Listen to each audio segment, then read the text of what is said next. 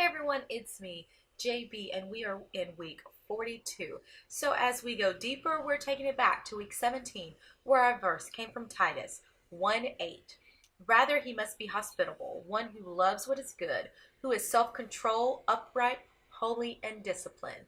Live with self-control. So we are now officially back on schedule. So just to give you a little bit of breakdown about the whole theme of my channel and to get this over as quickly as I possibly can explain it. It's been a while since I have. So Spice by JB, and I think I've actually probably put this in my private group, but I don't know if I put it out publicly. So Spice stands for serving people in Christ every day. And the way that I am doing that is to inspire beauty and life. And so Mondays are our Inspire Day. So on Wednesday, we'll be talking about beauty, which will more than likely be every other Wednesday. And then Friday is life. Now, if you are a guy and you're watching it, thank you for watching. But you will notice a lot of stuff may be geared a little bit more towards women, except for our Inspire Day. That's because my heart really is for women, and that doesn't mean that you do not have a place. I love it that you're here. I love it the men that are in our community, but sometimes a lot of things will be women focused, and I'll try to give fair warning in my description before you click on it and go, "Ooh, didn't need to know about that." So anyway, to get back to what we are on this week, live with self-control. So if you watched week 17, I went a little bit into this. I went a lot into social media because that is a place that, like, self-control, watching people with self-control is very obvious. And so there are so many areas, though, you can lack self-control. So the first question that comes to my mind and that I've been asking myself is there an area that you or I lack self-control? This one can go pretty deep because there's so many things, and it's one of those things where there are a couple of areas that I have discovered for myself, but I'm sure there's probably more. It is something you really have to think about and be in prayer about, because there are so many areas that you may not even realize that you are lacking self-control in. But once you know what those things are, what are the steps that you can make? So I'll give an example.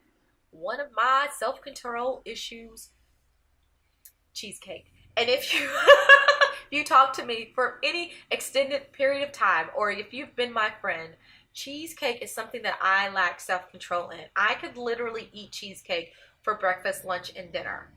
So because of this reason and the fact that I do value my health somewhat, I have to make the steps to where I actually, and it won't seem like it sometimes, but I do have a limit of how much cheesecake I will have in a week, like how many slices.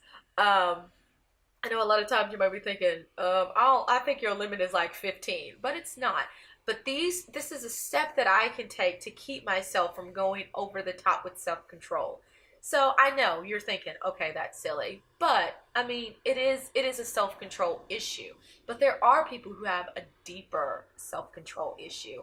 It might be in relationships. Maybe when you get in a relationship, you get to the point to where you let things go a little bit further than what you planned on them going. And you have to set up those steps and those boundaries before you get to that point. Or you might have a issue with saying whatever comes to your mind at the time.